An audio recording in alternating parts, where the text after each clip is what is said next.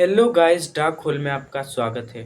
दोस्तों, दुर्योधन और कर्ण, कृष्ण और सुदामा, आप जानते हैं इन्हें किस लिए याद किया जाता है? इनकी दोस्ती के लिए याद किया जाता है, इनकी मित्रता के लिए याद किया जाता है। दोस्तों, आज का टॉपिक इसी चीज़ पे होने वाली है, मित्रता के ऊपर। कई बार दोस्त धोखेबाज भी निकल जाते हैं। आज हम एक स्टोरी के माध्यम से देखेंगे कि दोस्त लोग कैसे मदद करते हैं और कुछ लोग कैसे धोखेबाज दोस्त निकल जाते हैं। वीडियो को शुरू करते हैं, देखते हैं इस वीडियो में क्या है। तो स्टार्ट करते हैं, 1 2 3 और स्टार्ट।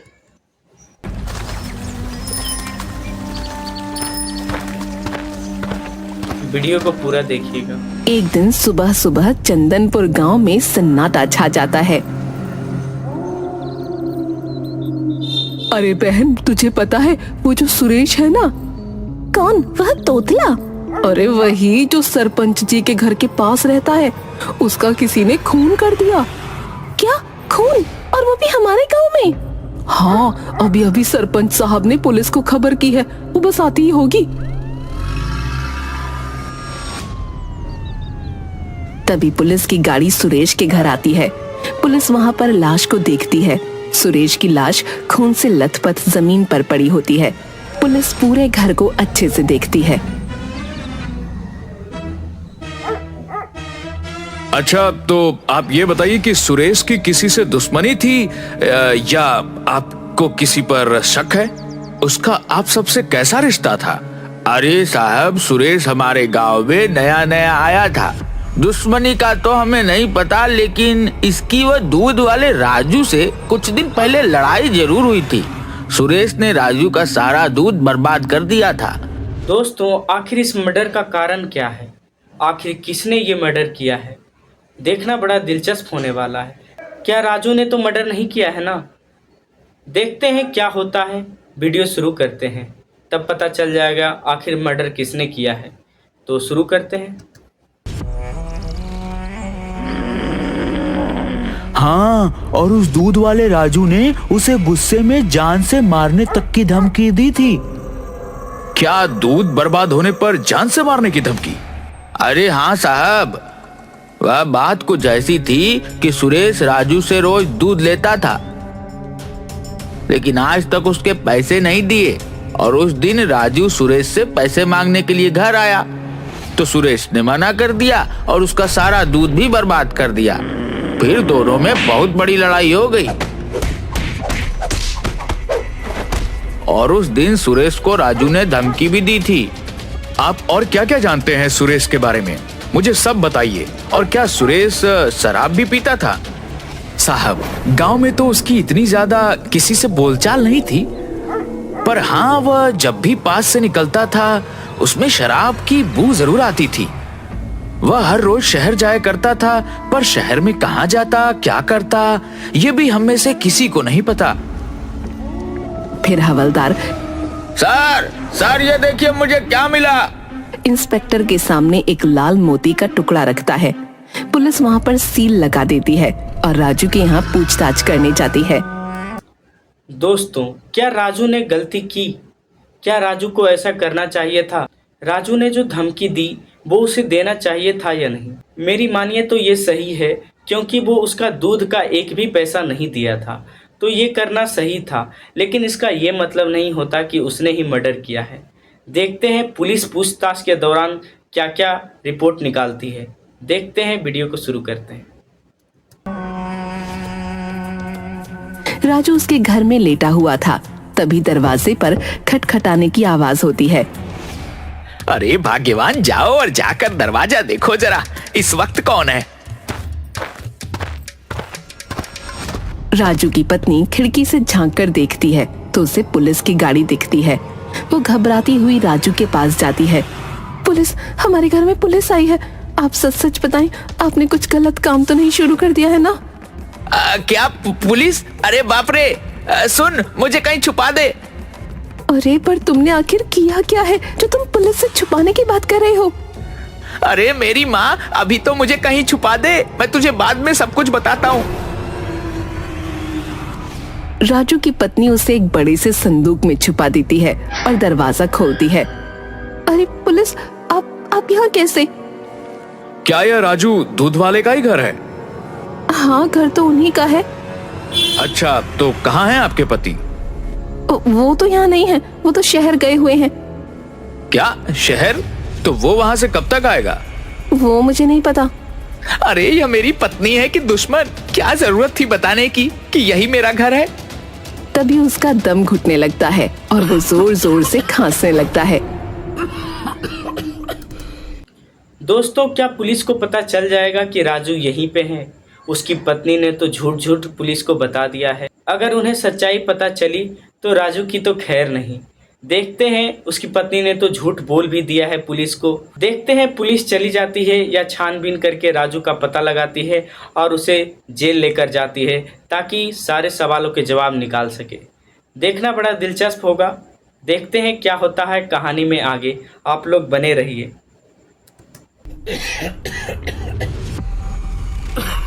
ओ, पता चल गया है। कौन है? कौन है अंदर? बोल, क्या किया है तूने? अरे साहब, मुझे माफ कर दो, मुझसे बहुत बड़ी गलती हो गई। अब आगे से मैं ऐसा कभी नहीं करूंगा। क्या आगे से नहीं करूंगा? तू कुछ करने के लायक बचेगा तभी तो कुछ करेगा ना। अरे इंस्पेक्टर साहब, मैं आपके पैर पड़ता हूँ, हाथ जोड़ता हूँ, पर मुझे छोड़ दीजिए। अरे मुझे कोई बताएगा इन्होंने किया क्या है? अरे मुझे क्या पता था कि इस गलती की मुझे इतनी बड़ी सजा मिलेगी। मैं तो बस दूध में पानी मिला मिला कर बेचता था और कुछ दिनों से पाउडर वाले दूध को बेचता था, पर मुझे क्या पता था कि इस गुनाह की मुझे इतनी बड़ी सजा मिलेगी। क्या? तो तुम मुझसे इसलिए बच रहे थे? हाँ, और नहीं तो क्या। मतलब तुमने सुरेश का खून नहीं किया? क्या खून? और ये ये तो एक मक्खी भी नहीं मार सकते, इंसान का खून क्या करेंगे? अच्छा, तो इसका मतलब कि तुमने सुरेश का खून नहीं किया? नहीं, और कौन सुरेश? वही जिससे तुमने लड़ाई की थी उस दिन, जिसने तुम्हारा सारा दूध बर्बाद कर दिया था। अरे साहब, मैं तो कब का भूल गया, और वैसे भी वह मेरा उधार नहीं चुका रहा था, तो बस इसीलिए मैंने उसे धमकी दी थी। दोस्तों, आपको क्या लगता है, राजू ने ही मर्डर की है या फिर वो झूठ झूठ बोल दिया और उसे पुलिस मान गई है? देखना बड़ा दिलचस्प होगा। मुझे तो नहीं लगता एक दूध वाला किसी का मर्डर कर सकता है। हो सकता है उसने धमकी जरूर दी होगी क्योंकि सुरेश उसका पैसा नहीं लौटा रहा था। तो देखते हैं कहानी में आगे क्या होता है। थोड़ा ट्विस्ट एंड टर्न्स नज़र आ रहे हैं इस स्टोरी में, सस्पेंस भर भर के नज़र आ रहा है। देखते हैं आगे क्या होता है। मन में सवाल बहुत सारे उठ रहे हैं, तो कंटिन्यू करते हैं। आप लोग बने रहिएगा, छोड़ के मत जाइएगा, नहीं तो इस कहानी का जो सस्पेंस है अधूरा रह जाएगा और आपको मज़ा नहीं आएगा। तो कंटिन्यू करते रहिएगा। फिर पुलिस उनके घर पुलिस से भी चली चली जाती गई। है। इंस्पेक्टर पुलिस स्टेशन में बैठा होता है कि तभी फोन की घंटी बजती है। क्या हुआ? क्या? अच्छा ठीक है, मैं अभी आता हूं। हवलदार, चलो जल्दी, हमें रामपुर जाना है। पर साहब, रामपुर क्यों? किसी का खून हुआ है। फिर पुलिस जहाँ खून हुआ था वहाँ पहुँच जाती है। दोस्तों, आखिर ये खून कौन कर रहा है? कोई सीरियल किलर तो नहीं है? कोई सीरियल किलर गांव में तो नहीं आ गया है? देखना बड़ा दिलचस्प होगा क्योंकि राजू पे इल्जाम लगा था, लेकिन राजू दूध वाला था, वो ऐसा कुछ नहीं कर सकता है। वो हत्या जैसी कांड नहीं कर पाएगा, उसके बस की बात है ही नहीं। पर ये जो हत्या है कर कौन रहा है? देखना बड़ा दिलचस्प होगा। पुलिस इसकी तहकीकात कर रही है पर उसे थोड़ा सा भी क्लू अभी तक नहीं मिला है। देखते हैं, हो सकता है थोड़ा सा क्लू यहाँ से मिल सके सीरियल किलर का। तो कंटिन्यू करते हैं, आप लोग बने रहिएगा। दिनेश क्या करता था और क्या उसकी किसी से दुश्मनी थी? नहीं नहीं, यहाँ पर तो उसकी किसी से दुश्मनी नहीं थी, पर वह अपने काम से शहर जाता था। पर वहाँ किसी से दुश्मनी हो तो पता नहीं। अच्छा, तो दिनेश करता क्या था? साहब, वह किसी दवाइयों की फैक्ट्री में काम करने जाया करता था, और हाँ, उससे शराब की लत भी थी। पुलिस वहाँ से चली जाती है। इंस्पेक्टर बैठा हुआ कुछ सोच रहा था। क्या हुआ साहब? मैं ये सोच रहा था कि 2 ही दिनों में 2 खून हो गए। और तुमने एक बात पर गौर किया? क्या साहब? सुरेश और दिनेश दोनों के पेट में जो छुरा घोपा गया था वो एक ही तरह से घोपा गया था और दोनों के घर की हालत भी एक जैसी थी। वह खूनी आया, बैठा और फिर उस खूनी ने खून किया होगा। हाँ, और जैसा मोती हमें सुरेश के घर मिला था वैसा ही दिनेश के लाश के पास भी मिला। अच्छा सुनो, वह जो दोनों मोती हैं वो मेरे पास लेकर। दोस्तों, लगता है पुलिस को कुछ क्लू मिल रहा है। वो जो आधा आधा टुकड़ा का मोती दोनों जगह मिला है, कहीं वो तो इसका सबूत नहीं है। देखते हैं क्या होता है कहानी में आगे। आओ। फिर हवलदार दोनों मोतियों के टुकड़ों को इंस्पेक्टर जुगनू की टेबल पर रख देता है। अरे ये तो दोनों बिल्कुल एक जैसे हैं और देखो इन्हें जोड़ने पर जुड़ भी रहे हैं। इसका मतलब है कि दोनों का ये खून serial किसी killer का ही एक काम ही है। इंसान ने किया है।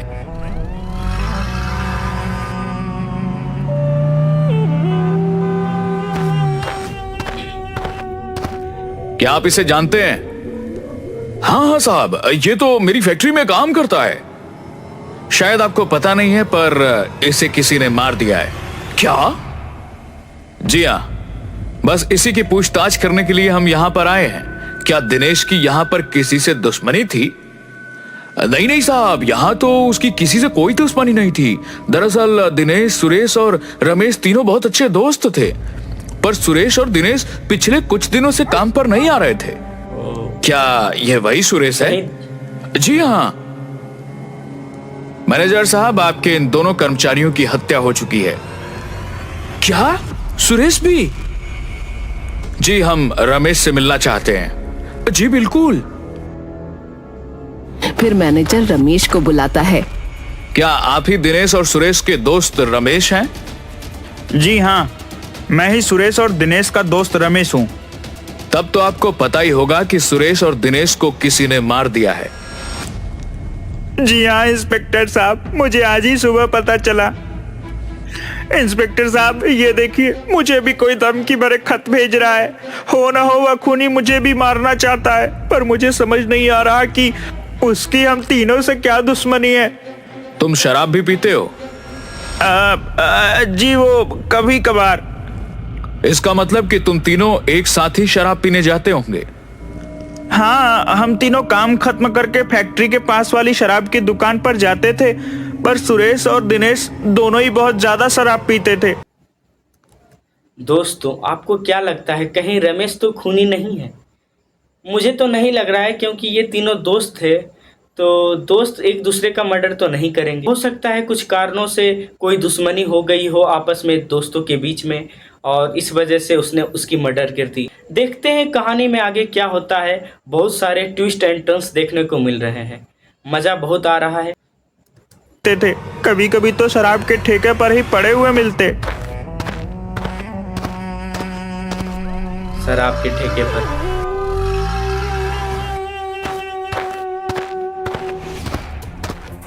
इंस्पेक्टर और हवलदार दोनों ही शराब के ठेके पर पहुंच जाते हैं, जहां सुरेश, दिनेश और रमेश तीनों अक्सर जाया करते थे।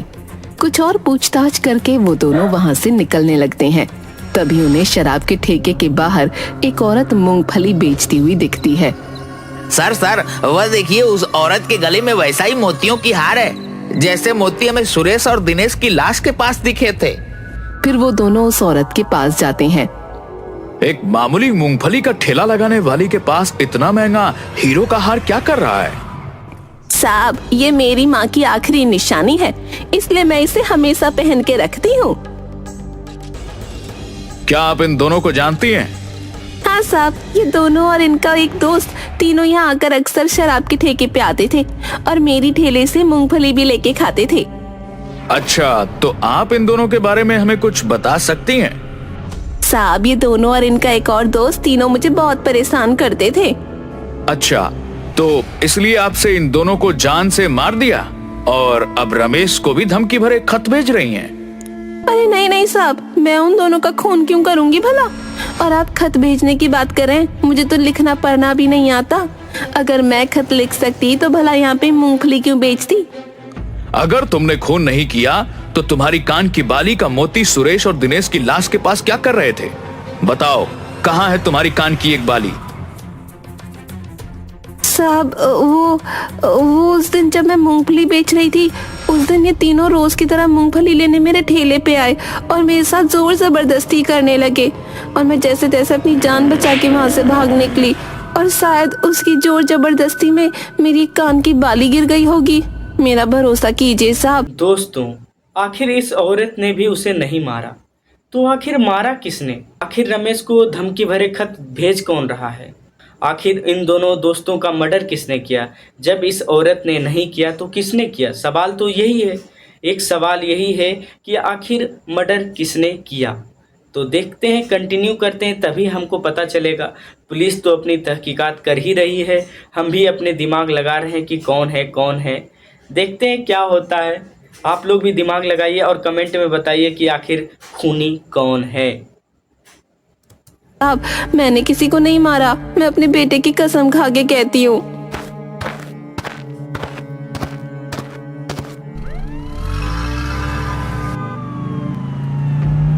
इंस्पेक्टर फिर से उन दोनों के घर जाता है और घर की अच्छे से जांच परख करता है। इंस्पेक्टर हवलदार को लेकर कहीं निकल जाता है। इंस्पेक्टर और हवलदार दोनों रमेश के घर का दरवाजा खटखटाते हैं, पर उन्हें वहां रमेश नहीं मिलता।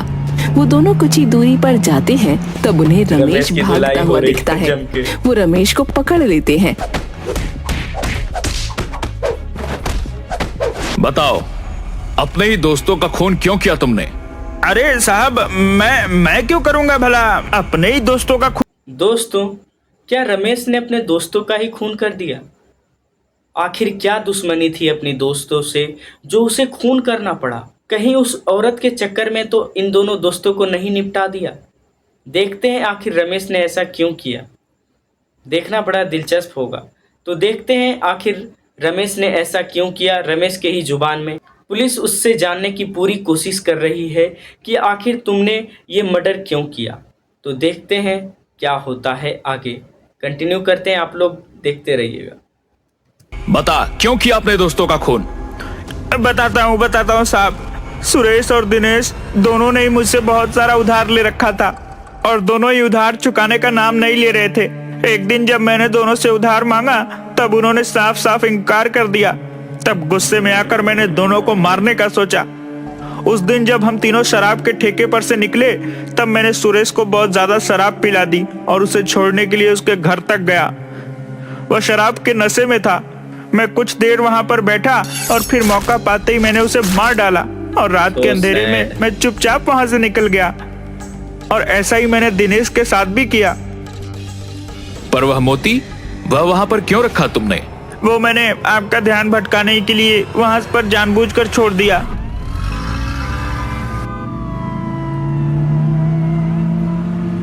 और फिर पुलिस उसे जेल में बंद कर देती है। पर सर, आपको कैसे पता चला कि सुरेश और दिनेश का खून उसके ही दोस्त ने किया है? जब मैं दिनेश और सुरेश के घर फिर से गया तब मुझे सुरेश के घर में सिगरेट का एक छोटा सा टुकड़ा और वैसा ही लाइटर मिला जैसा कि उस दिन रमेश के पास देखा था। तो देखा दोस्तों, कैसे एक दोस्त ने चंद पैसों के लिए अपने ही दोस्त का खून कर दिया। क्या ये सही था? क्या रमेश को अपने दोस्तों को जान से मारना सही था? ठीक है, उधारी नहीं दे रहा था तो थोड़े दिन और रुक जाता, पुलिस में कंप्लेन कराता, लेकिन ये मर्डर करना क्या उसे शोभा देता है? एक दोस्त को, अपने ही दोस्त की हत्या करना कितना बड़ा पाप है, आप सोच भी नहीं सकते। किसी इंसान की हत्या करना, इससे बड़ा पाप और इससे बड़ा जुर्म नहीं हो सकता।